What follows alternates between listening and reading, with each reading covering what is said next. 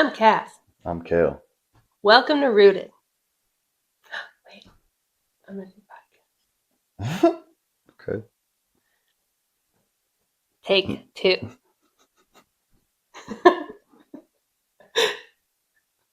Hi, I'm Podcast. I'm Kayle. Welcome to Rooted.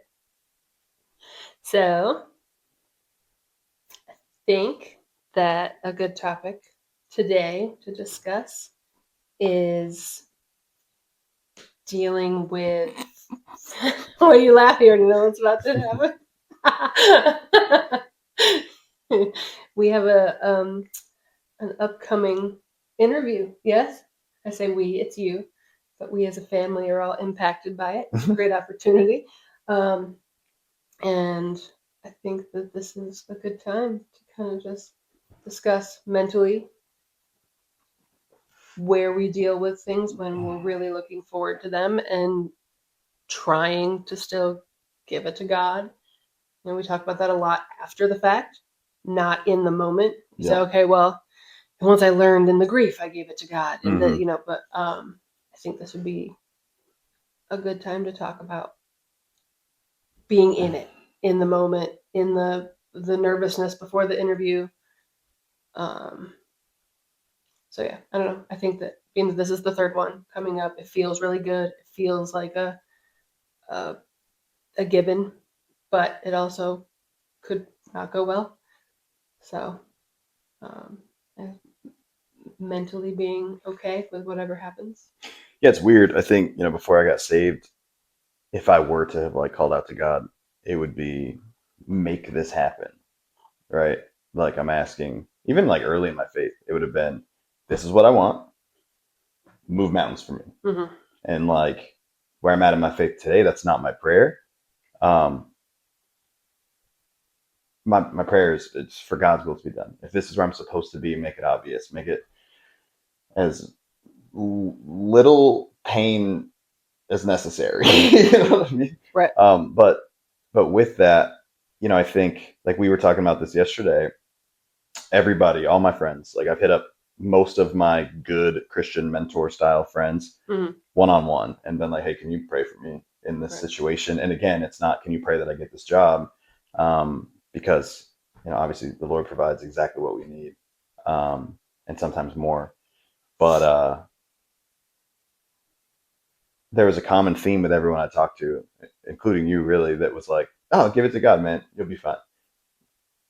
And that expression kind of made me want to put my face through the drywall. Yeah, no, I know. And it's not, and don't get it wrong. Yes, you should do that, right? But we have these cookie cutter expressions as believers that when we don't actually think about, what did you say yesterday? All the meat and potatoes of it or nuts and bolts. The details. Yeah, when you don't actually process what that means on a granular level, it sounds like, don't worry about anything. You're good. Right. And no, bro.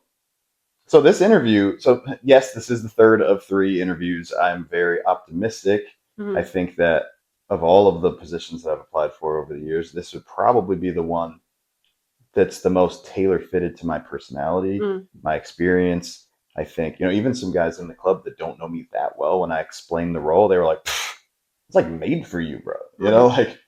So I have that where I think it would be a great fit. Obviously, financially, it would change a lot for our family. It would open a lot of doors, with Elijah and that hockey academy. Being able to afford that would be great. But kind of trailing off here, the give it to God aspect. Oh, so yeah. So it is the third interview, which feels like, well, you passed 1, you passed 2, just 1 more to go. But the first interview was a traditional recruiter feeling you out kind of deal. Hey, do you on paper meet the basic qualifications to move forward? That kind of thing. The guy's not inherently technical. So those are usually guaranteed anyway. Then the next interview was more personality fit a little bit more. Tell me about your experience. But it wasn't the boss. It was people who'd be my peers. So that was very relaxed. And so it's all right, knock 1 out, knock 2 out, only 1 to go. But on a difficulty progression standpoint, the third might as well be a whole different process, right? This isn't a conversation. This isn't tell me about your experience or, point us to a time when kind of stuff. I have to give a long presentation that I have to come up with from scratch, that details a lot of technical information, while you already know, but it's a huge undertaking. And so when everyone's like, give it to God, bro, you got this. I'm like, I give the outcome to God, sure. But I have to make the presentation. I have to know what I'm going to say for each slide. I have to put in the time to be able to do this. And I think the anxiety, the fear around it isn't, what if I don't get this job? I mean, honestly, that is part of it. Right. But I trust in God enough that whatever the outcome is, I'm going to be okay with it. I might not be happy about it, but I will trust God through it. My fear is being underprepared. My fear is going in not having a full understanding of what I'm trying to present. The way that they've structured it is I give this great big presentation, and it's on like operational technology, cybersecurity, best practices, and product demonstration. It's not like something generic. It's specific and technical. Anyway, then the latter half of the interview is open form Q&A. I don't know if that's about what I'm presenting, right, or like anything. And so like, what is your favorite color? Right. And so like the first half I can prepare for, right? And I kind of like that because I'm more in control of my performance. I was going to say the outcome, and that's not necessarily true, but like normally going to an interview, you don't even have an idea of what they're going to be asking you, right? Like it could be anything within a certain spectrum. This, I know, well, I don't fully know yet, but I will know, God willing, exactly what I'm going to say for the first half of the interview if I put the work in today. The second half is the unknown, and it's interesting because it's kind of like a personification of life in a way. Like you might have the first part figured out, and you have no idea what's coming in the second half, but you have to trust God through it anyway. But anyway, so yeah, no, I'm feeling a lot. I'm feeling pressure to perform. Obviously, I'm thinking about the finances after the fact, right? If this goes well, what can change? The level of stress that could come off of the family, at least for a season, is huge. And kind of unrelated but related in a way, we were high income earners for a long time, and we've gotten to experience the other side of that coin pretty intimately these last couple of years. And I don't necessarily strive to get back towards being a high income earner, but a little bit of stability and ability to project what the next 30 days could look like is a piece that I took for granted when we had it. Yeah. And so I don't want to get back to the point where I never check the price tag when I go to the grocery store to make sure I'm buying the more efficient pack of chicken breasts or whatever. But man, to know for sure the mortgage is going to go through when we press the button, or to know for sure that the oil company is going to show up because the payment went through. Like I'm associating every financial issue that we've experienced with this as the remedy. And not just a job, but this one. And I think I'm putting myself in a bit of a trap, because if it doesn't go through, then like internally that hyper compounds all the other small issues as like a failure in this way. So give it to God. Yes. You can't surrender. We've talked about this on here. You can't just surrender like 6 out of 8 things. You either have to surrender or you don't. Tracking. Give this situation to God. Also tracking. But boy, if I don't stay up until 2 o'clock in the morning, making sure this presentation is together, I know exactly what I'm going to say. I have the transitions down. I know, ballpark how I'm going to approach the thing. I can't show up tomorrow unprepared and say, but I gave it to God. But then in preparation, there's also being well rested. So there is like if you back it up to, real quick, I'm going to interject. If this is a listener's first episode that they've ever heard, when he said the guys in the club, it's a Christian motorcycle club. That's what he meant. Just want to point that out, because if they don't start on episode 1, they might not know. That's fair. But going back to the giving it to God, I was on a podcast recently, and she said, "Well, how did you give it to God?" And I had to really pause and go into that granularity that you mentioned, and the details. It's so easy, and it's such a Christianese, as you call it. Sure. Say, "We'll give it to God." Okay, but how?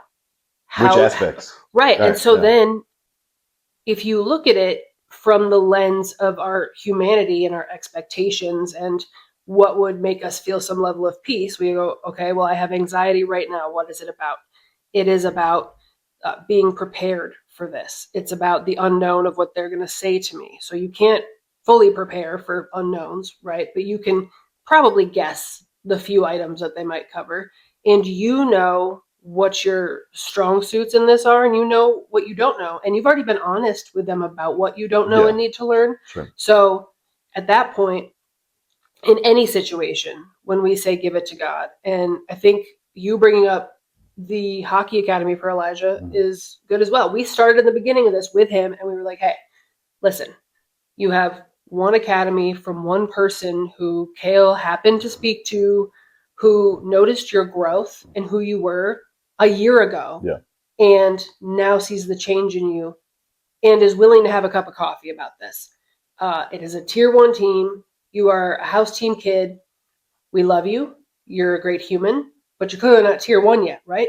So you'll get there if somebody's willing to train you, and we can financially make it happen to get you there. Yeah. And then we prepared him for, okay, well, give it to God, right? You're going to go ahead and pray about it. We're going to pray about it. And if things start happening that feel right, then we will keep moving. And if things feel like doors are closing, then we will stop. That doesn't mean we're not going to put the effort in. We did. And in that effort and other conversations, we ended up with a second academy that was interested in him. And so in visiting academies and talking to people, we then found warm fuzzies somewhere else that wasn't even the original item. And when we came to the conclusion that it was a stepping stone instead of the definite thing that had to happen, we saved a little bit of money in the contract, but also with that said, okay, this is starting to feel like it's a yes. So let's see where that goes and continue to pray about it. And then with that, you're now on interview 3 for a job that would make this a little easier to stomach financially. A little easier. A little easier.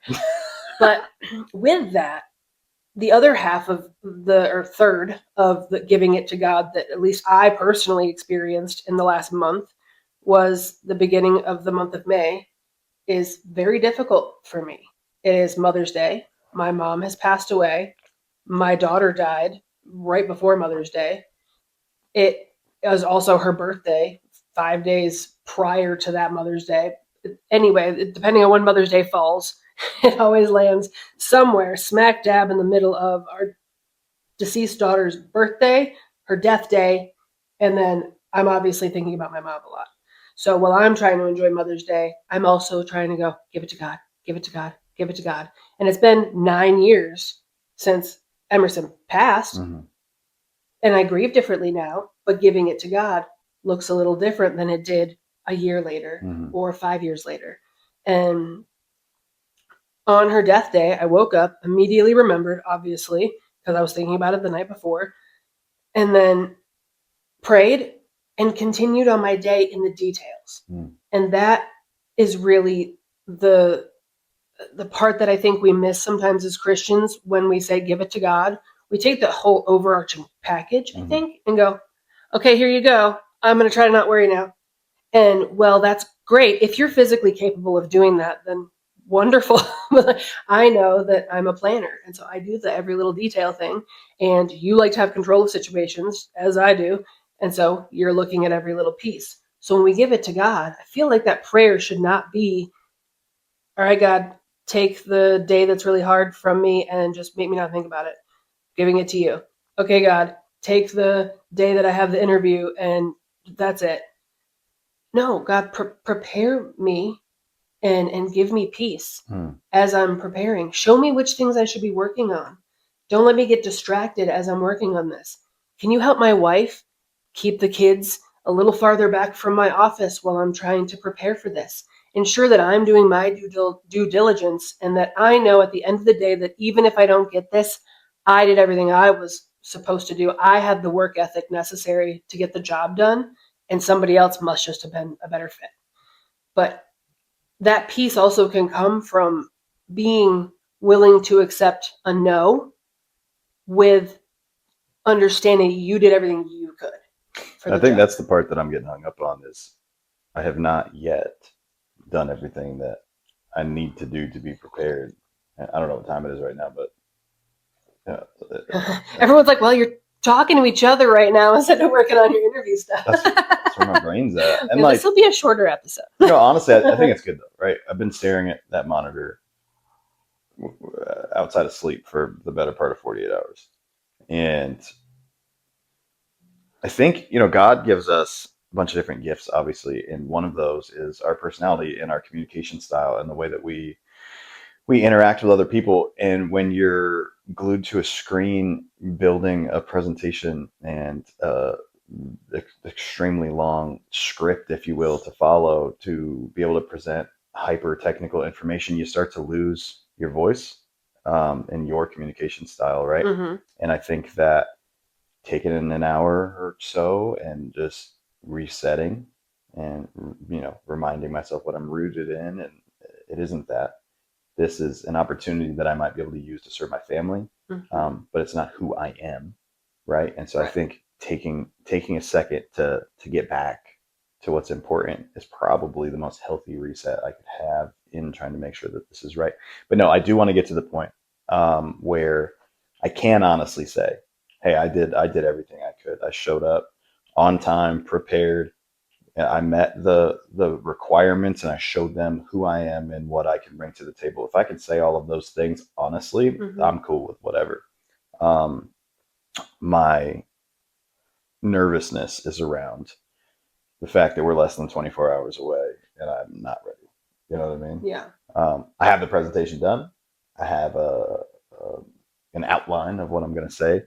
But like gun to head, could I speak right now through that whole presentation? No.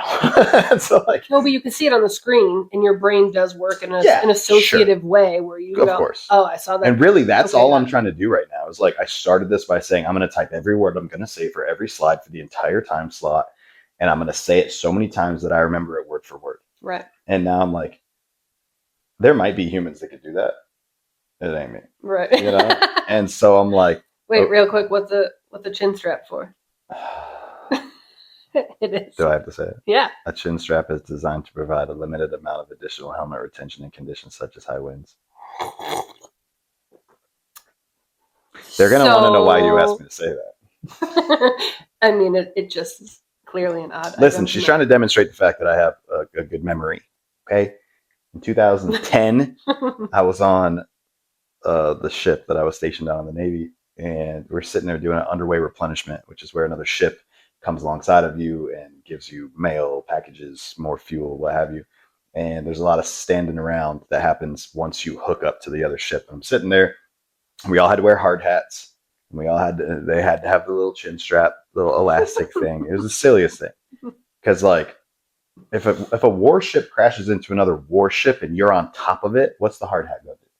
It's just the whole thing is just kind of ridiculous. But anyway, if there's winds, I'm just saying. And you need additional helmet retention. You're covered. Retention. So listen, why do I have a feeling this is going to be titled Chinstrap? It's ridiculous. So I'm sitting there. I take the hard hat off. There's this coveted nap that happens during an unrep. Once, like, if you're refueling, it takes like 45 minutes or so.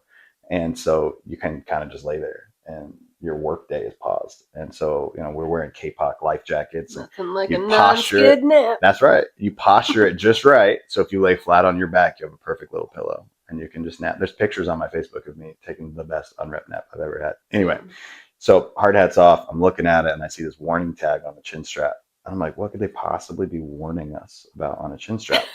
So I look at the tag and I read it, and it said a chin strap is designed to provide a limited amount of additional helmet retention in conditions such as high winds. And I think now, as an adult understanding liabilities and things, it's probably a disclaimer, right? It's saying that, like, hey, it didn't say severe winds, right? Didn't say it would stay on no matter what. We said limited. Like this, I understand what they were going for. But in 2010, I was 19, 18, depending on the month. I was just like flabbergasted by what a dumb, unnecessary group of words were on this chin strap. Like if you have a hard hat on and a chin strap on and you don't know what the chin strap's for, we have bigger problems. So I was like, I have to tell Rich when I get back to the shack what is on this chin strap, this most ridiculous thing. But I was like, oh, I can't let myself forget that. Mm-hmm. So I read it like 5 or 6 times, and then I went in. Does Rich have it memorized too? I'm sure not, but he would do what you just did to me all the time. Like we'd be out like at a bar in Spain, and he'd be like, "Hey, Kayle, what's chin strap for?" And I'd be like, locked in, and just like recite it. So yeah, now it's been 16 years, and I still remember what that stupid little warning label said.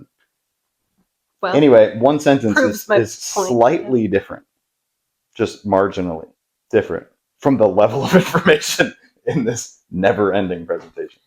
Right. But what you need to memorize when you need to is what the chin strap's for in general. Right. Yeah. No, I get that.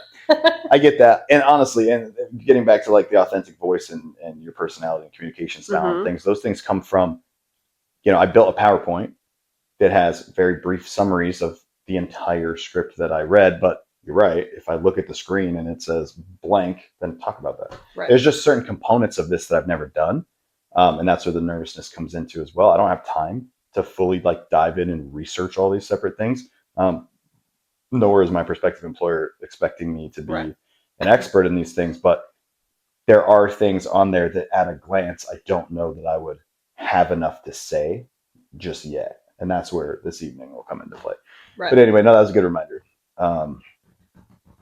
I just want to be prepared. That's all. That's where my stress is at. I think I already have peace with the outcome. That's the giving it to God prayer. Yeah. Hey, God, I'm giving this anxiety about this to you in this moment, not the end all be all at the end of it, because there really is no end, truly. I mean, the interview happens, you either get it or you don't, and then you move on to the next thing, some other interview, some other opportunity.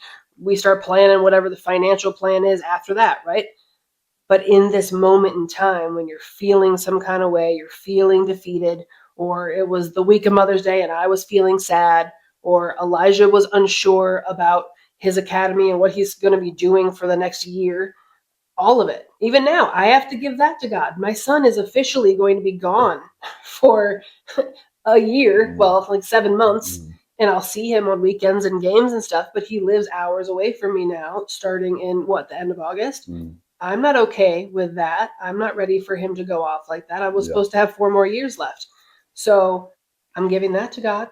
Not in the, hey, in August, because right now I'm having tears about it. I'm going, okay, God, it feels like every time I even was trying to let this be a no, because I couldn't let go of my baby boy, you showed me a yes. So give me the peace in this moment. Give me the peace in my stress moments to choose him and spend the time now, instead of, hey, could you guys be quiet? I'm busy doing this. Hey, could you guys stop it? I'm trying to work. Hey, we have this podcast. I need you all to disappear for an hour.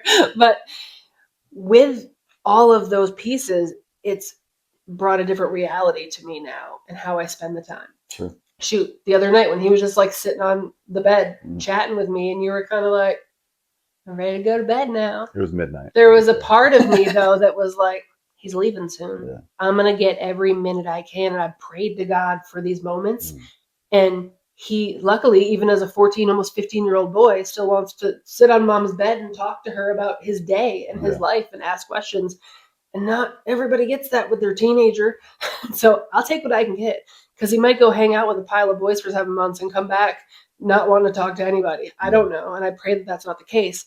But I'm giving that detail to God. I'm giving the who he's going to change into to God. I'm giving the time that I'm not going to spend to God. And I'm giving the right now anxiety and how I choose to spend my time to God. In the moments when I am crabby and not trying to have kids all over the place, and I get there's only 3, but it feels like there's 100 sometimes.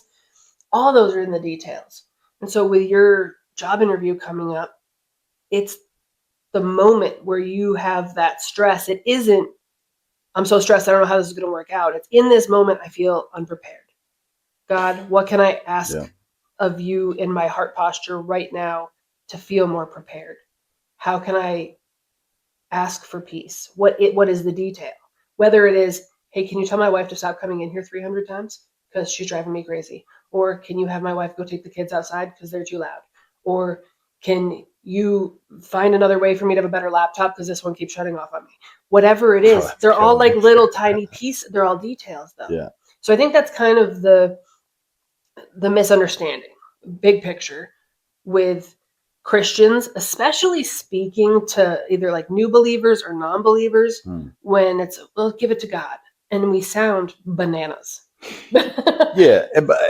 And I think some of the onus is on the recipient too, right? Like, surely when you said give it to God, to me, my brain immediately went, well, yeah, the outcome. Like that's what you were saying. Right. Right. And I think that the same thing with surrender. I talk a lot on TikTok about surrender, and how partial surrender is not surrender, right? And these things. And it's like, when you tell someone and they're like, man, I just don't know how I'm going to get through this. And you're like, bro, surrender that at the foot of the cross right now. His yoke is easy. His burden is light. You don't have to carry that by yourself. That all sounds reassuring. But if you're not, as the recipient of that statement, if you are not fully understanding what that means in the process of that, I think it falls on deaf ears, even amongst believers, because we know these things. When you say something like give it to God, we're like, duh, but like, I'm stressed, bro. And I don't know. There's certainly, like, the old adage that I probably said every episode on here, like, don't pray for a hole while you're leaning on the shovel God gave you. Right. You gotta dig is my point. And maybe the prayer looks like, help me not run out of stamina. Help me not run out of energy. Help me keep this pace. Help me stay motivated. Help me keep my eyes on the prize while I dig and do the work. I think some people might respond, though, to that with, well, why waste my time? Yeah. So I feel like I've heard that a lot. And I don't know what your rebuttal to that is, but like, my thought is, now you feel better about the work you did, because you'd always be questioning yourself forever if you just went, like the one that you didn't go to. You told me last night about an interview somewhere. 2017. Yeah, they said, hey man, we like you, but you have to prove it. If you want to be here, you have to show us that you fully understand every single facet of this product. And I'm like, all right, I can do that. And they're like, all right, cool. Drive across town. We'll do a luncheon. There's gonna be a great big whiteboard at the front of the room. Yeah. You have an hour. Oh, it was across town? Yeah, it was in Hampton Roads. When we were in like Norfolk, it was across the bridge. I thought it was like a get on a plane travel here to do that. And I'm like, okay, well, it was probably like 45 minutes. But it was the principle of the thing. I couldn't hide behind a screen. I couldn't be on the other side of a phone. I couldn't, turn my camera off for a millisecond and like, right? Like, I, just getting out of the military, not really knowing a whole lot in technology, was going to have to stand there with an expo marker and an hour and have a front row of experts, and I'm supposed to teach them something that I didn't fully understand. And I said, no thanks. I actually think, if my memory serves me correctly, I think I just ghosted him. I don't think I ever responded. Like, I was so ashamed that I didn't have the like fortitude to go through with it that I just like disappeared. And this 9 years later is like the very first interview of a very similar caliber since then. Right. And bro, it's intimidating. I mean, but now you're using the shovel. Yeah, well, I'm trying to, right? I think I've done most of the things I have to do. I don't know. I think most people don't interview well. I don't know that I've met anyone that's like, nah, I love interviewing, man. I think, my favorite thing. It's a stressful thing inherently, but I think performance-based interviews are a whole different beast. Yeah. It's not, hey, we see in 2020 you worked at CVS and, you single-handedly made the receipts 400% longer. Like, tell us about how that worked. How much money did you lose doing that? How many additional trees lost their lives? Right? Because like, that's something that you could speak to if that was your contribution to society. But this interview format is highly theoretical. Yeah. This, but just for the sake of talking about it, the boss says, hey man, here's the requirements for your interview. And I was like, that's already intimidating. Okay, what do we got?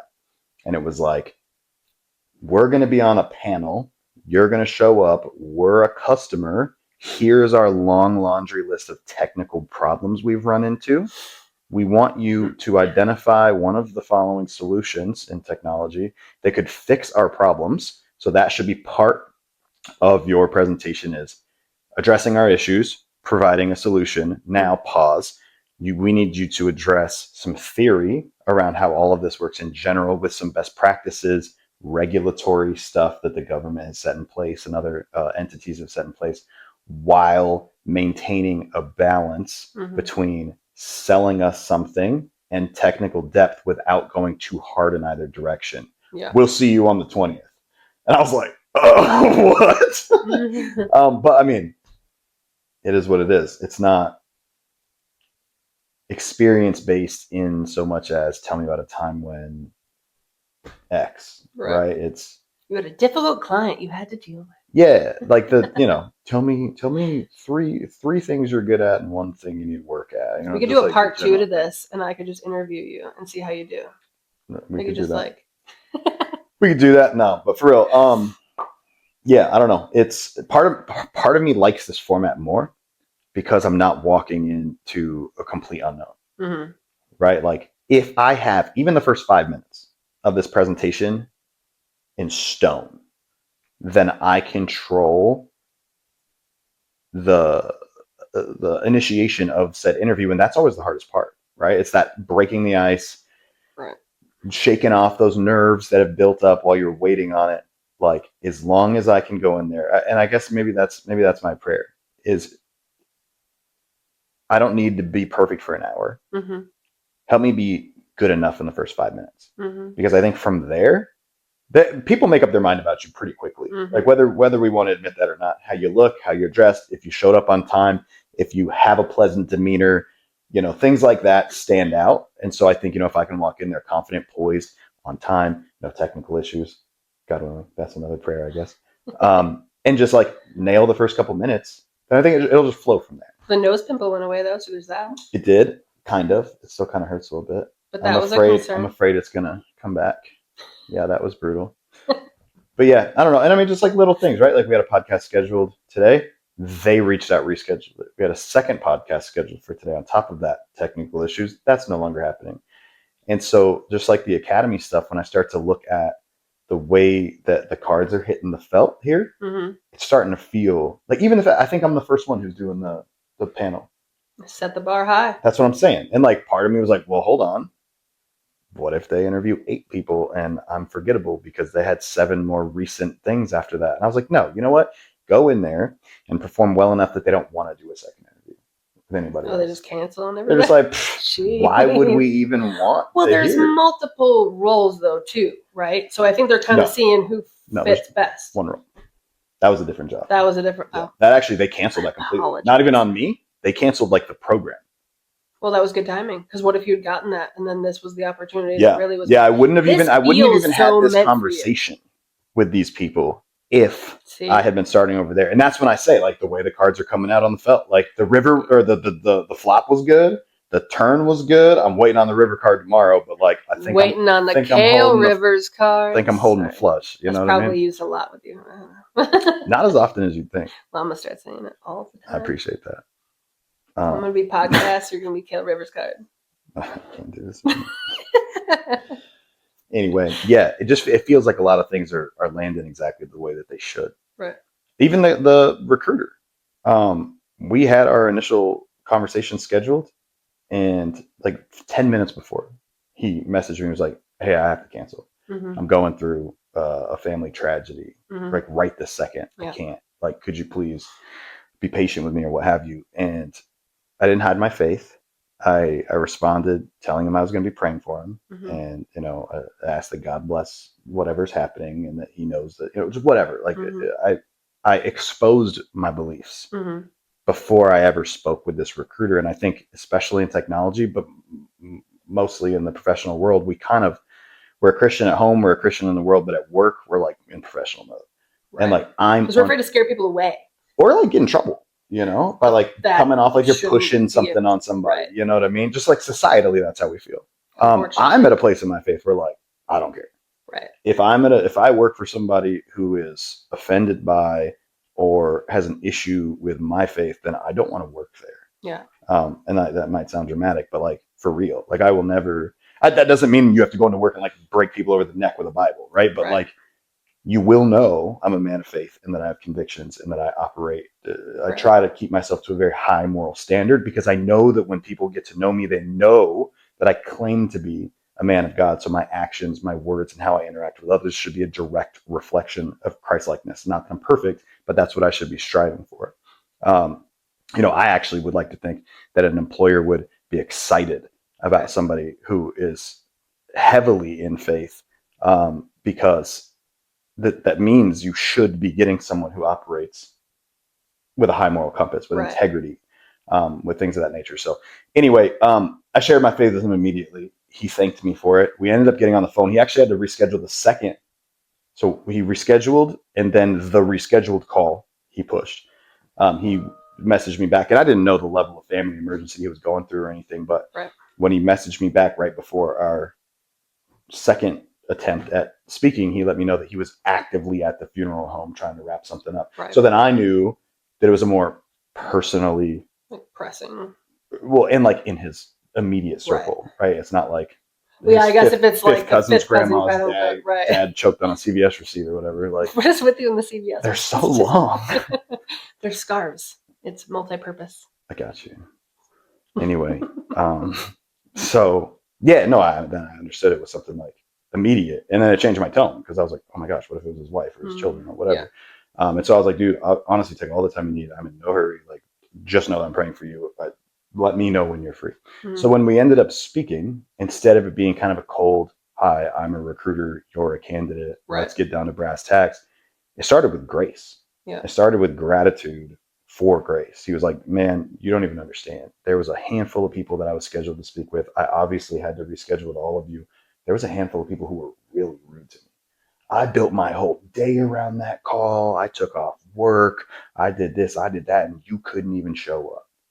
And he was like, bro, and like, I'm not going to say who he is, so I'll just explain the situation. His mother's father, who was very close geographically and relationally to them, had passed away unexpectedly. And so like, not only was he dealing with the loss of his father-in-law, but also consoling his wife and like trying to help her get the funeral home. You said his mother's father. Sorry, his spouse's father, his wife's dad, his father-in-law. So like, I'm sure he has a relationship and he's grieving that, but he's also trying to help keep his wife together and be employed and be a father and all these things all simultaneously. And not patting myself on the back, but I went in trying to be graceful and trying to show love and be the things that we're called to be. And it went a long way with him. And so as we spoke, I told him just straight out of the gate, like, dude, I am a firm believer in Jesus. Like, I'm going to be continuing to pray for you and your wife and your family and stuff. And he didn't speak on his faith, but he appreciated it. And that started my relationship with him from there. Like, out of the jump, who I am, what I believe in, what I stand for, what's important to me, and how I'll be supporting you in prayer. It also tells you they're not going to write you off for your faith. Right. And it also kind of helps if you get the job and the whole group of them are going to a freaking strip club because they're at some convention. And like, obviously that doesn't seem like the most professional thing to do. But I mean, I worked at a place where one dude, he did end up getting fired, but he was apparently like doing coke with the offering drugs to trying to sell, right? And then there's a couple people in the company that were like hooking up and were not single. Yeah. And there's just a lot of things happening and a lot of alcohol involved. And that's company events. Yeah. Oftentimes turn into debauchery. Especially in knowing your faith. Yeah. That like, I think they might reel that back for you. And I don't think that this company does that. Well, that's good. And like, who knows, right? It's a massive company. I'm sure they have nobody's perfect, more debaucherous business units or whatever. But like, these guys, the ones that I've spoken to, and that was another thing for me. We've been out of the military since 2017. It's been 9 years now somehow. And I don't think I've ever stayed at any one job more than 2 years since I got out. And it's not because like I'm a failure or they are trash or like any of those things. In technology, when you first get on the market, you get paid pretty low unless you get lucky, right? And not that it's all about money, but very quickly I learned that about 2 years in today's day and age where there's no pensions, there's no retirement plans. I mean, outside like 401k, there's no company provided, if you stay here for 20 years, we will compensate you for life because you gave us 20 years. That's really majorly a thing of the past. Yeah. So there is no incentive to stay at one place for 20 years unless you're really being taken care of or you love it. And in technology, it's such a high attrition industry. Yeah. There was a guy at the first place I worked at when I got out. He made like $25 an hour less than everyone else on the team who had been hired in the last few years, and he had been there for like 12. And like I made it my business to let him know, like, dude, just so you know, I'm 20, whatever, 5, no, 6, I don't know, whatever. I was that age. This is my first real job outside of the military. This is what I'm making per hour. And he's like, you shouldn't tell me that. That's like an HR thing. I was like, show me in the HR handbook where it says that. Dude, you are getting taken advantage of because you've been here for so long. Yeah. You're getting taken advantage of because you're the guy who does all the collateral duties. You go above and beyond. They know that you seem happy enough that if it ain't broke, don't fix it. Right. Right. And so he ended up negotiating really big rates because I started talking to the other guys and I'm like, how much you making an hour? And they're like, you can't say that. I'm like, who says you can't say that?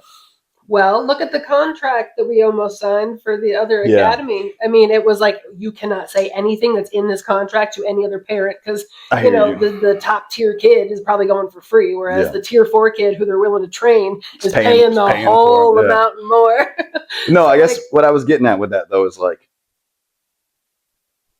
it's highly beneficial in technology. Or project-based. I mean, some of them are like, contract beginning to end, and you will only be here for 6 months, that kind of deal. Right, yeah, I like did a lot you built the thing, or you did the thing, and it's not life cycle based or managed service based, so then you're just out. But what made me really happy about this role, there's 8 people on my team. I would be the 9th. And that was another weird, like, synchronicity, if you will, is that all 8 of these people are in geographically different places in the country, and they all have an area of responsibility that they cover. Right. So it's like as you know, it's a partially travel-based technology sales solutions kind of situation. So like there's a guy in Texas, there's a guy in Seattle, there's a guy in Jersey. Like there's people who are covering those respective areas. They don't have anyone in the Northeast. And they've been specifically trying to find someone in the Northeast. Here you are. And I popped in and they're like, where do you live? And I'm like, a couple hours north of Boston. That is north and east. They're like, no way. I'm like, let's get it. So that was another one of those things where like it just felt good. But 2 of the guys, the only 2 who interviewed me for my second round, they're both people who would be my peers. One of them's been at the company 31 years. Wow. The other one been at the company 12 years. And I was like, holy cow, 31 years at a company in technology? That's unheard of. And he went, not here, it's not.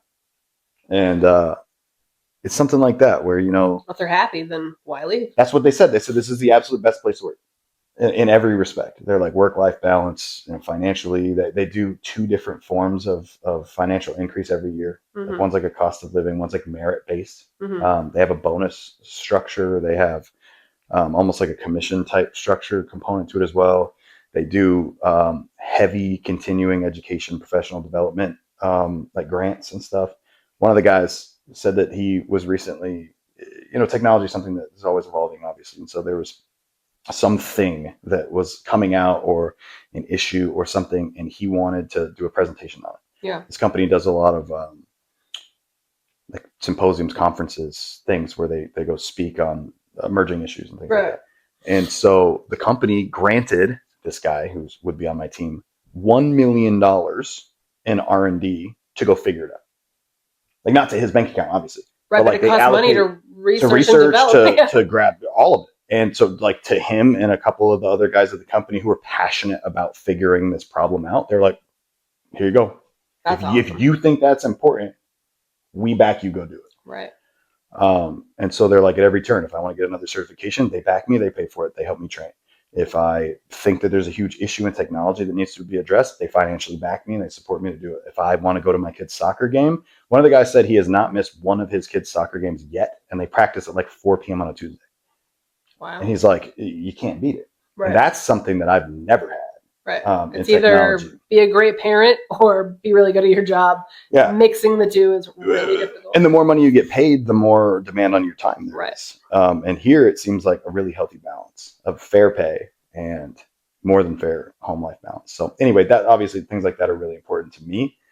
as badly as we could use a couple extra bucks. I'm not willing to not be present. Right. Especially after the military, I'm not going to do like we need you on an oil rig for the next 4 months. Right. You'll see your kids in February. Right. Like, I can't. But it's even not worth knowing that you could go into a situation where when you think that there should be some sort of change, process change, you aren't working under a tyrant, which you've often been under, who says you absolutely are doing it my way. That's it. No change.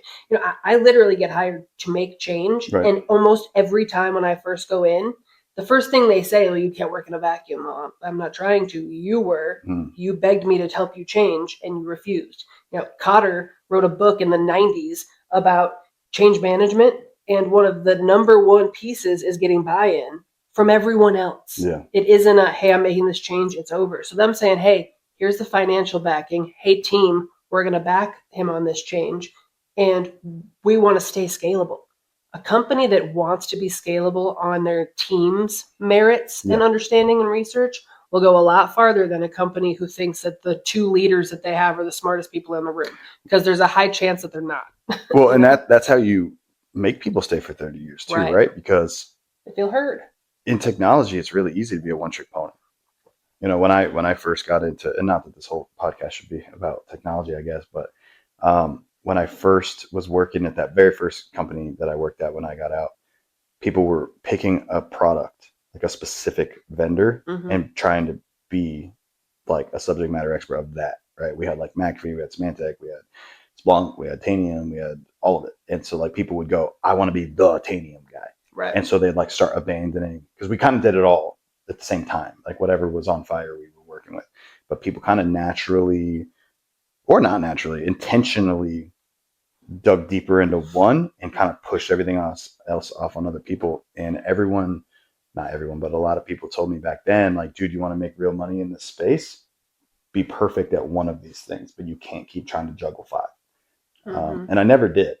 I never chose to go that way because, there was a time where one of those products got in trouble with the Department of Defense, and they talked about removing all their products from all military branches. At the time, I was only doing military contracts and only working in this small bubble of technology. And so my fear was, if I become the insert product here guy and that product is no longer the new hotness, I'm out of a job. Well, look at what one of our partners right now, their main bread and butter is Citrix. And Citrix has dialed it down a lot. Yeah.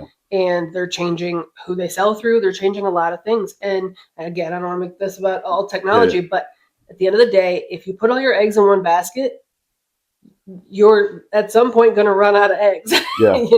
Something's going to fail. But that's kind of the beauty of your personality. And this job feels as though it was meant for the gifts that God has given you as who you are.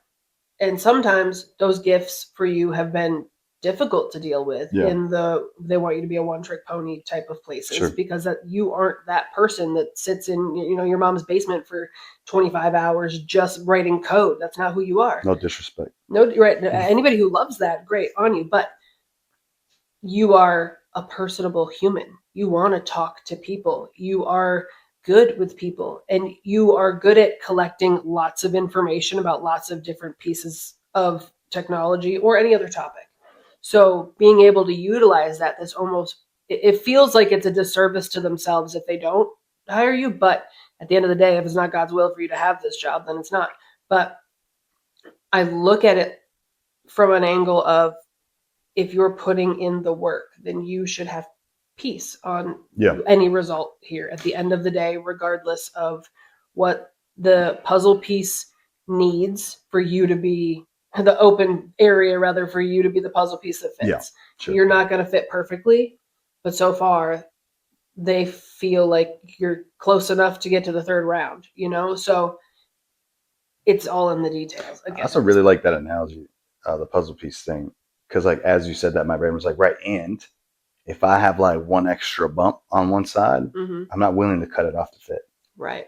You know what I mean? Right. Which is like the ministry piece, I think that's, and that's something that like, those have been what more my prayers have been, honestly. Right. It's, don't let me compromise who I am to chase $1. And if I get this job, let me steward the blessings well. Right. Let it be a vehicle, let it be jet fuel on my ministry. Right. Let it not replace you don't know who you're going to meet there. Right. Sometimes, we're praying for this opportunity because of our financial need, or what you'd be happier doing in a job that feels a little more pre-sales, salesy than full nerddom. Then great, but the bigger picture we don't see, that God has a vantage point over, is the 4 guys who also work there, who see you as an influence at some point in their lives. And I'm not saying you're going to beat them over the head with the Bible, but who you are as a man, as a father, as a husband, as a worker, your work ethic, all of those things are an influence to the people that you work with. You don't know that you're not going to change one life, and then maybe you only work there for a year because you did the thing that God wanted you to do. Sure. Because now there's a new guy in heaven, where we see it personal and selfishly in every way, as humans do. But the bigger picture is, who are you influencing? Or even selfish adjacent, right? Right. I'm not saying it like you're being. I mean, I'm saying we don't. Right. I mean, it's not even picture. just about yourself, right? It's about the house. It's about everybody here. I'm looking at it like, how do I best serve you? How do I best serve the children? That's my selfishness. And it is inherently selfish, I think, because I'm worried about my home. But you're right. There's always more to it. Right. And I don't know. I think, as you were talking earlier, another point of nervousness kind of flicked me. And it was more of, I already know it. It's just a realization, I guess. But I added nervousness. I did. No, it's just the way that you frame something. My brain kind of had a little snap back on. Oh no. You had said something like they would be missing out if they didn't hire me or something. I was like, easy. But that's not my point. But in that somewhere, I was like, right. But I agree to an extent, not that it would be their loss, but I do agree that I'm a really good fit for this position. Right. The interview, it says the first 5 minutes, who are you and why do you deserve this job? I have 5 minutes to explain who I am, which would take 20, and then tell them, without being cocky, why I deserve the job before the presentation. And that time constraint reminds me of the time constraint of the entire interview, and that I know who I am. I remember the situations where not being pigeonholed into one technology was beneficial for this new job. Right. They said that they sell, and I won't say the number because then people can probably figure out what the company is, but they sell a multitude of different technologies, and I would be representing any of them on any given day. Not, you are this product guy, become an expert. It's, can you pick it up quickly? And it reminds me of when I worked for that company. They bought Splunk. They didn't buy the company Splunk. They procured licensing for Splunk. No one knew Linux, which is the operating system that Splunk runs on most of the time, and no one understood Splunk. And it uses its entire own programming language. And it's not that far off from major stuff, but either way, it's mostly plain language. But still, it has all of its own nuances. No one knew and no one had time. And they were like, who here is willing to try? And I raised my hand. They flew me from Virginia to San Diego for a week or two to learn everything I could from a Splunk employee who was a architect level guy. And I came back and I knew my way around Linux. I understood the basic concepts of SPL, Splunk programming language, and I knew enough that we installed, 4 separate Splunk servers, interconnected them all, and deployed it across the world's largest private network. And subtle flex, but none of those other guys were comfortable taking it on because they were the Symantec guy or the McAfee guy or this guy. And I was kind of like, I don't know what I'm doing, but I just want to learn. Right. And that's an asset in this role. And so my fear is I may know who I am. I may know what I'm good at and what I'm not as good at and how I could be of benefit. But can I explain that in 5 minutes? And then can I demonstrate it in an hour? Well. And the bigger question is, can you give it to God anyway in the moment and let him remind you who you are and why you have this opportunity in the first place? Yeah. Whether it's going to be a learning moment or whether it's going to be something that helps change the family. Even if, as you're telling stories about your previous technological jobs, moments, failures, opportunities, every single one of those has been a stepping stone to this moment coming up. Right. And we don't know if this leads to something that we consider good or if it leads to a learning moment. Oh, is this a plateau or just another step? Right. Is this the same way the original academy that we thought was the shoe-in for Elijah ended up being the stepping stone to make us even consider that as an option?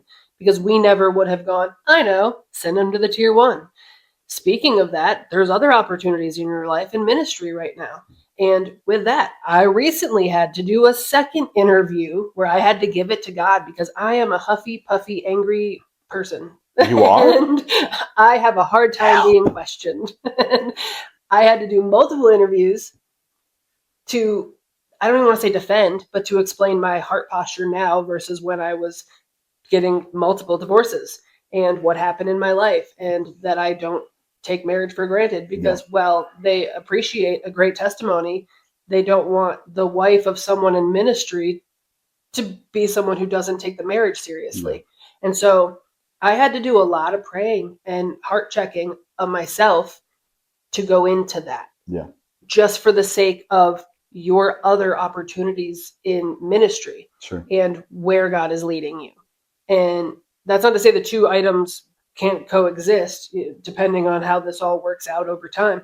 No, I think they should. Right. I think that, the specific area of ministry that I'm getting into doesn't pay anything for the first couple of years, and that's not what it's about necessarily. But year 3 and 4, you start getting a very, very small stipend. And it's like, think a tank of gas or 2 a month kind of thing to get you from point A to point B, but it is not a full-time salaried kind of thing. And there's some people who get into this exact same pipeline as me, who are either established in their careers already, and can just kind of allocate weekends and free time to building this thing. Or you have people who are a little older and maybe have a nest egg that they can, pull from or what have you. I'm not old. I don't have a nest egg and don't have a job. So I think that if I want to take this ministry seriously, I have to be able to justify it. And like that sounds maybe like a little weird. Obviously, doing ministry work is the highest level work we can do. It's the most rewarding, both for us, for the people we affect, and to God. And God will provide for our needs. But back to the shovel in the hole, if I have a way to financially support my ministry, I should do that. And why do I think that should be within cybersecurity? Well, because since I was 17 years old, God has had me in this field. So why I had gotten to a point over the last year and a half or two where I felt the call, I felt the pull to ministry, and I didn't know what exactly it looked like. Obviously, it's taken some different forms of TikTok and the YouTubes and at brick and mortar churches, and now this opportunity that's arisen. Like there's a lot of different components to it, but part of my brain got to a point where when I got laid off from that last position, that I went, oh, well, now I have the free time to go full throttle on ministry. Obviously, that's what I'm supposed to do. I must be released from technology work altogether. And joke's on you. I clung on to that because I'm like, it makes sense. But in my prayer life lately, it's been, why do you think I gave you a sword and I sharpened it and you just like put it back in the pantry? Do people keep sharp swords in their pantry? You can if you want to. I don't know that it's a rule that you can't. I think I'm going to do that now. Anyway, my entire adult life, I've done one thing. And so it doesn't have to be a this or that. It can be this if your heart posture is right and you're mature enough to use what comes from that for this. And that's been honestly my most repeated prayer through this entire job hunting process has been, don't let me become who I was the last time. And let me shepherd and steward the finances that come out of this in a way that actually glorifies God and not myself. Because you and I both, and just dragging you into this with me for a second. Oh no. We're both really bad with keeping money. If we have $10,001 and there's a $10,000 thing that we think would be a benefit, we buy it right then. Mine's a house project. I'm like, oh, we should totally just tear out all the walls. We'll get should totally $2,000 do that. worth of And my ability to measure how much a project's actually going to cost versus like the fan for in this room. I'm like, well, honey, just put it in. Just plug it in. Well, the thing is, I got to tear out a wall. There's no wiring. Which means now I got to buy more drywall to put back over it, and then we got to paint all these things cost money. Right. And I'm like, oh, yeah, see, the math there just wasn't the same in my head. Yeah, and my point in all that is like, whatever our budget is, we make work. Yeah. Whether that's $10 or $10,000, we make that work. And so my prayer has been that isn't how we operate. If we not come into money, but if we get to a point where we have more than we spend, which hasn't been the case for quite a while, then like help us be responsible. That's part of the. And I've never been the you should have like 50 grand in your savings and like live really tight kind of person. My whole youth lived fast and I lived hard. And I was like, there's a rapper, which I don't know why every podcast comes back to it. It's a thing. What was the line, dude? Are you going to pretend it's a proverb this time? It might actually be. I think it was something like, I'm 25. I don't want a 401k. I want to have 401k or something like. And I was like, yeah. when I was in like high school, because I'm like, I'm not gonna live to be 68. Like in my head, at 18 years old or 16 years old, I'm like, when I was 16, I thought I was going to live. I'm not going to be 68. I didn't think I was going to see 30. And so I'm like, why would I store away treasures on earth rather than just enjoying my life? Don't. Do not do that. That was cute. There's a level of fiscal responsibility that's mature and probably very biblically sound. But I think that, I don't know. I think there's still like, you want the cow? Get the cow. Don't wait till you're 70. Like, get the cow today. Right. Or maybe next week. Or when you can afford it. But like. Are we getting another cow? Probably. Just kidding. But you see what I'm saying? So like, I grew up very, if you drop it if you have it kind of thing. And like now that I'm older and we have kids and they have expenses, like I'm not so much that way, but I'm also not going to be the one that's like, everyone's getting one sandwich today and the rest is going in the vault. Right. And there's certainly a happy medium. And I think that's the reason I'm spendier now than I used to be. Yeah. Because I grew up, my stepdad is very frugal, as my mother said. I hate that word. And so, especially because like I also grew up with the Frugal Gourmet, which was a cookbook that my mom had and a show that she watched. And so when she said frugal, I thought about food, which also explains how the. I don't know that word. What do you stop whispering into the microphone? Anyway, it was very much like, okay, the heat is on 70, not 71. Or whatever. It's like it was like a 1 degree. And granted, he doesn't like the house too warm, but it was always little things that would drive me nuts like that when I was younger. And I'm like, oh my gosh, really? How much money is that going to save? And now I get it, obviously, with everybody touching all the thermostats in this house. But back then, I swore that I wouldn't be somebody who was like too nitpicky about the financial pieces, but the now smaller stuff, right? What felt smaller to me, like obviously I didn't experience an electric bill until later. I went, oh, I get it. It really wasn't even all that frugal. It was just like not going nuts. But anyway, all of that you were saying reminded me of a post I saw today on Facebook from someone who I just recently met. Actually, she is the friend of my friend that passed away recently. And she had posted something, and I'm paraphrasing because I'm probably going to get it wrong. Something to the effect of, God is not going to call you to something in your life that he's not going to help you resource. Pretty much if you can't see that it's being resourced, doesn't mean it's not. But also, if you're trying to make something happen, then you're calling it like God ordained, and every door is being slammed in your face, also probably not being called by God. But in that same front, there's the understanding that if you feel like God saying yes, yes, yes, everything seems to be working towards it, even if you don't see that he's working in the background on it. We're talking about those puzzle pieces. Yeah. And we're looking at, okay, we got Elijah's Academy puzzle piece. We have the fact that my current contract, well, one contract left, is dying down too. And that goes along with that like Citrix piece or whatever. Everything seems to be dying down on my end. And all my time now is being spent on writing multiple books, writing blogs, editing these podcasts, and my life seems to be moving more towards the ministry side and less towards the technological side, where none of that is financially anything right now. It's just the mission. But with that, we have your job interview, which is another puzzle piece that starts to fit into all that. But our puzzles are not flat on the table. Our puzzles are 3D. So you have to break that down. I'm still trying to figure out what frugal means. Oh my goodness. Not spendy. All of our puzzles are 3D and we don't really see what's underneath attached.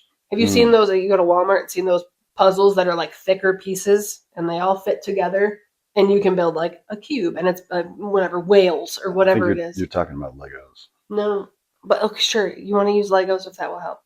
But at the end of the day, this entire set of intertwined events that we're in the details giving each piece to God is also connected to a million other pieces that we don't see day in and day out. Those resources, the way that things are working, the fact that I'm not currently in my office right now on 15 conference calls like I used to be saying, hey, can you please handle the kids? Because I have all of this to do. Yeah.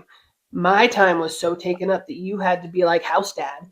And now it naturally seems to be shifting so that my ministry can work around the homeschooling the kids and all of the pieces with the podcast and the writing. But whether this job is it or this is the stepping stone to experience for the next potential job, all of it works with the potential ministry opportunity that you have, with the financial opportunities that you have, with us being okay with our oldest going off somewhere. And all of it has to be given to God, not just the details that you're choosing. Yeah. You know? For sure. But we also have to be mindful of those details. Because if you just all encompass, give it to God, then what does that even mean? Yeah. At the end of the day, it sounds like nothingness, because I do think there's some lack of genuine accountability in that. And we go, okay, well, I gave it to God. But then we also like sat on the couch and watched Netflix and didn't. But I'm giving it to God, bro. Right. Yeah, there's a risk mitigation, a risk avoidance, really, that comes in there in our brains where we're like deferring or transferring ownership completely of every part of it off of ourselves, right? Because that's what I do with stress. When I feel stress or anxiety or panic or any of those things, I will fully encapsulate that sensation and be like, no, I'm giving all of this to you, God. I don't want it. I can't hold it. I can't handle it. You take it. Mm-hmm. And like with a singular isolated issue that doesn't have a lot of different little, webbies coming off of it, that might work. Little webbies. But I was thinking of the seed potatoes I planted that had all the things, but I forget what they were called. So I just did that instead. But anyway, so in some areas of our lives, we can go, I'm feeling grief right now and I don't want to. So I'm going to refuse to. God, I need you to take this from me. That works in certain situations, but complicated situations where you have not just ownership, but there's actual action that needs to happen. Yeah. Right? It changes because you can't just go, whoop, I'm done. Right? Again, like I'm going to need to spend at least 5 hours probably this evening getting this where it needs to be. I can't turn my laptop off and say I'm giving this to God and show up tomorrow without, having done the work. Also, when you were talking about the gal that you met, the two Christianese expressions almost jumped out of my mouth out of instinct. I think that's how you know I've been a Christian for a minute now. It's like I think in Christian expressions and like Instagram quotes.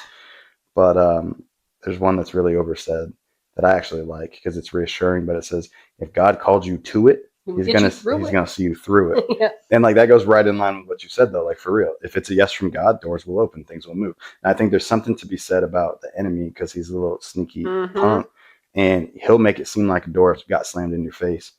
And that's where discernment comes in. Right. But that's where discernment comes in. Like nothing that's going to happen will be contrary to the words of the Bible. And nothing will blaspheme the Spirit. Somebody's offering you drugs that is not God opening a door. I'll give you this job if you leave your wife. Probably not God's open door. And then the other one was the one that I thought Matt came up with when I was a baby Christian. And then you were like, what? That everyone says that. But I remember we even went to Matt's church, and it was like a placard on the wall. And I was like, that's so thoughtful of them to make that placard of Matt saying. Like, he's so involved in the church. It was the God doesn't call the qualified, he qualifies the call. Yeah. I thought your stepdad made that up. He didn't. I know that now. Anyway, that's the other thing. It's like, just because you don't see who you're being forged into while you're in the fire doesn't mean you're not coming out of the furnace different. Mm-hmm. Right? It's all healthy perspective. And that's all helpful for my brain going into this. Because like really all I can do is pray that the people who are going to interview me's hearts are soft. Mm-hmm. Right? That's a weird thing to say if you're not a Christian. I don't think so. I mean, I think like squishy hearts. Like no, I think people understand the softened heart at any situation. Open-minded, empathy. I hope they like don't like have to put their dog down right before we have their interview and like come in mad, or like maybe they. Yeah, that would be unfortunate. Just like what a very specific thing. You know what? You should pray about that one. Yeah. Pray for all the dogs tomorrow. Bro, right when we get on the call. Hey guys, before we start, I'd just like to ask, are all of your dogs okay? Is this a Baja Men joke? No, I'm curious. Oh no. It took me a long time after many basketball seasons of that song being played, but now you have reminded me of it. At B&G's, the sporting goods store that we go to, there is a sign that says, please don't let the dogs out on the door. And every time I see it, I'm like, I've never read it and thought of that song. Now that you've done this to me, I will. Can I tell you something? And so I'd like to just start by saying, this is the song that never ends. We're from a different generation. That doesn't do anything for me. I'd like to let you know that I actually took a picture of that sign when I went to B&G's last week so that I could post something about this, and haven't. But I stuck a picture on my phone. But now here we have it. We have so many options for titling this podcast this time. Because we could go frugal chin straps. Yeah, frugal chin straps. We let the dogs out. Yeah. There's so many more. Christianese. It's a lot. Anyway, this was beneficial for me, I think. Obviously, there's some degree of my willingness to participate in this that's avoidance and procrastination. But I think that my head is on a little bit better. And I hope that anyone else that's going through anything where there's an unknown can take something from this. As silly as this was, I think that we covered a lot of real stuff. I think most of our life we spend in the unknown. It's like hockey in a weird way. I was watching a YouTube video about hockey and how many hours people, like professionals, spend stick handling, like practicing, right? Just like, how do I have the puck? Da, da, da, da. I forget the exact numbers, so I'm going to totally just make this up. But the thing that I saw said that of the entire like 60-minute game, the average person touches the puck for like 45 seconds collectively. Yeah. And so like that season of practicing, or even in the game when you don't have the puck, but that's like the thing that you practice for, that season in between is what a lot of our lives are, right? We have big moments every once in a while. We have big decisions every, so often, but the mundane, the unknown, the valleys are, where crops grow, not necessarily in the frigid climates of the peaks of the mountains. And I think that we spend 90% of our lives in the valleys. So having a good perspective on God's plan, on, if we're being called to something genuinely, the doors will open, and what level of that we should take ownership of. Yeah. And the action, right? And, love to God is a verb. I think it requires us to do something. And I'm not saying that, to receive God's love, we have to like perform works. That's not what I'm saying. I'm saying that love in its truest form is a verb. We demonstrate our love by action. Right. And so I think that it's a healthy reminder that we have holes to dig, right? And we have shovels. Well, we can't demand answers in prayer if we're not communicating. Yeah. And I think that that's the biggest misconception is, well, I prayed for this and God's not answering me. Okay, maybe the answer is no. But also, have you actually talked to him? Did you just open up the request box and say, okay, I need this guy by? Or are you having a communication regularly about how you're feeling, how you have gratitude, what it is that's going on in your head? Well, he already knows, but he wants to communicate with you. He loves you. He has created you. If my kids walked up to me once a week and said, Mom, I really want this, Mom, I want the ice rink. and walked away and didn't speak to me all week, I'm not.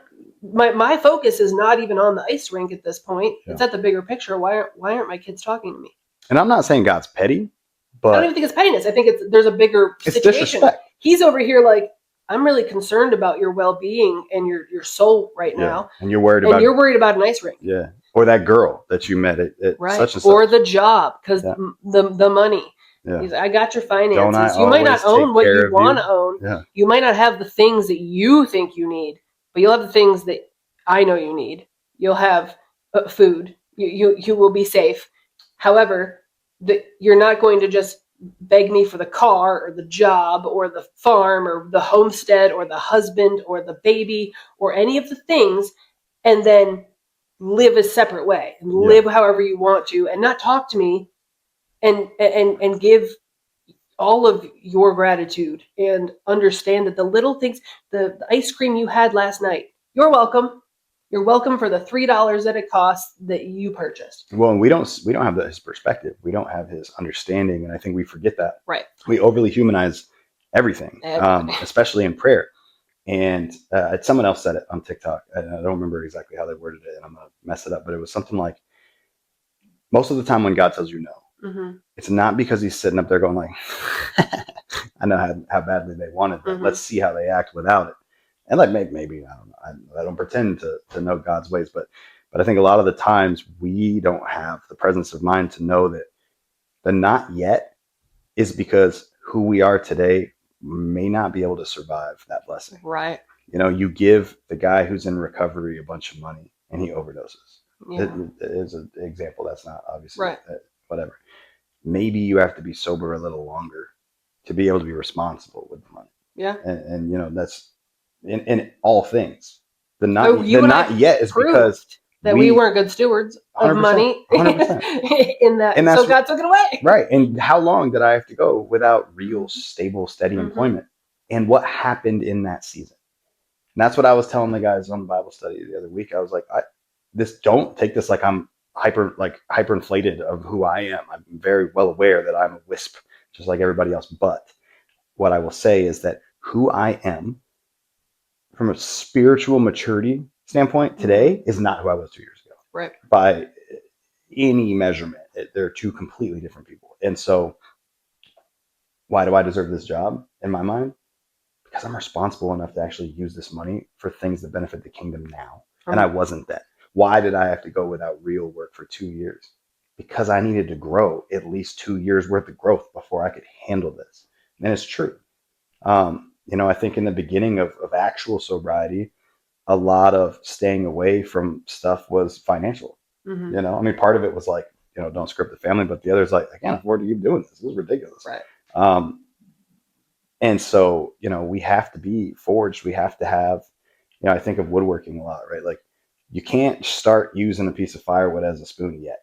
It isn't ready. It won't work, right? There's no finish on it. So it'll get rotten. It'll break, right? Like, and even along the way, when it's getting close, if you haven't taken the time to carve out a smooth, actual spooned portion of it, it's not going to work. Everything's going to spill. It's going to be messy. And then again, there's no finish. So it's going to, the substance that it touches is going to seep into like the pores of that wood and it won't come out. Yeah. And like God knows when we're ready to be able to handle the blessing in a way that isn't detrimental to our own health, our own goals, our relationship with God. You know how easy it is to hit the blessing really quick and forget God for a good long time. You know, you'll hear celebrities or rich people. That sounded like a drug reference, just so we're clear. Oh, my bad. Hit the blessing real quick. pass that blessing. You know, you riz up the bag or whatever. No. We're not saying no. Yeah, but no.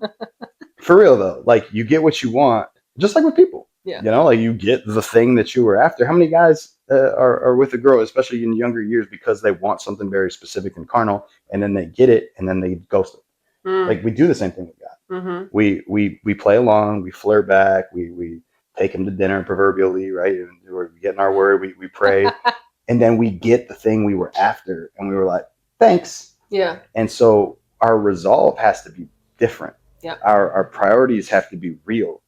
A lot of times for us to be the vessel that he intended us to be, complete with finish and and everything else. Which then you can even make a perfect spoon and use the wrong finish and it's not food safe and you can get poisoned. Which then actually leads me back to the question of whether or not you deserve the job. And I think the actual answer is, well, I don't. This is a privilege, not something that anyone owes me, and I'll take it seriously. I actually think it said why should you get the job? I think is how it was fair, worded, but still. If it is do you deserve it? Yeah. I mean, no. At the end of the day, you haven't done anything yet that proves that you should have the job. What will I do with it? How will I steward this job? Mm-hmm.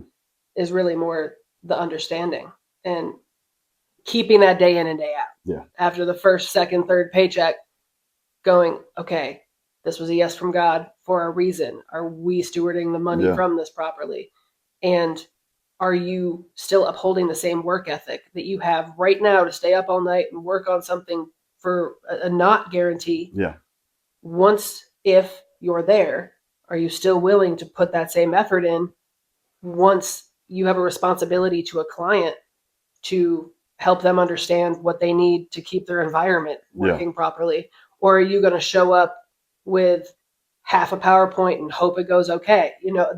That work ethic now speaks volumes for later, but at the end of the day, the deserving is showing up every day. Right. At the end of the day, we don't deserve anything. Right. There is one thing we deserve. Right. It's death. But I think it's important to keep that in mind, the humility in all of it. And when we say, well, I'm giving it to God, you're giving it to God with a humility that you don't actually deserve this. Elijah doesn't deserve the hockey academy. You don't deserve the job. None of us deserves the money. And that worldly mindset that the world owes us because we've been through it. Even, people say it to me. You've been through so much. Your daughter with leukemia, your other daughter died, your mom, all this grief. You've been through so much and you still work so hard. You've got the degree. You did the thing. You deserve this, Cass. No, I don't. That's not how it works. I have earned a little extra character from my experience. We got some perseverance in this house. We got some perseverance. But at the end of the day, we are tools for God to use. Yeah. And wherever he places us as those tools and molds us is where we either continue to follow him or he takes it away. The tools are not ready to be used safely or effectively until whoever made them says they are. Like a chin strap? Perhaps. I mean, it's not like a full tool, but I feel like a hard hat kind of feels like something that goes with tools. And when there's high winds, you don't want a hammer. If you don't stop this, I'm going to throw a frugal right at your forehead. Are you going to rap at me some more? I could. Or we could let the dogs out. We could. That would be fun. That's great. Okay, well, do you want to pray? I think you should pray. You want me to pray? Yeah, I got to get back to this. So I think it was a really good time. All right. Thank you for taking the time today. I know we talk every day, but this is healthy for our marriage to just take an hour. You know what I mean? I agree. I appreciate it. Thank you for pouring into me too about this job. I just love you. I don't know if you can tell by my face, but I'm still tired and I still have a little bit of stress, but I feel so much better than I did when we started this. I'm glad. So I appreciate it. But no, I know I usually pray us out, but with everything going on tomorrow, I think it'd be nice if you pray. I whacked the microphone with my hat. You I apologize. Lord, I thank you for this ability to sit here and have this conversation and use podcasts as something to communicate between us and to anyone else who needs to hear it. I thank you for my husband and all of his hard work. And Lord, that you would just be with him through all of the details, all of the moments, all of the work and the PowerPoint making, that you would remove the anxiety that he is feeling, and that you would give the rest of the house peace as well so that he can focus on what it is that he needs to do. I pray that anyone listening to this who is feeling overwhelmed by a moment, a job, finances, grief, their children, what it is they're supposed to be doing today or tomorrow, or a mental health issue, whatever it is that they feel like they're supposed to give to God and they don't know how, Lord, that you would show them what giving it to you really means, that they would hone in on each detail and see the time spent, that we would all, God, be able to see exactly what it is that you have meant for us and the wisdom that you have designed for us to understand your plan. That this puzzle of ours that we can't fully comprehend from your vantage point, that you would give us peace in the unknowns and the willingness to use the shovel that you are handing to us, Lord. I thank you for this ability and this time, and I thank you for this man that I married who is willing to put forth the effort to get the job and do the work and put in the time for his family and the way he serves us and loves us. And I pray he knows no matter what the outcome of this is, we respect him and love him and are so grateful for him. In Jesus' name, amen. Amen.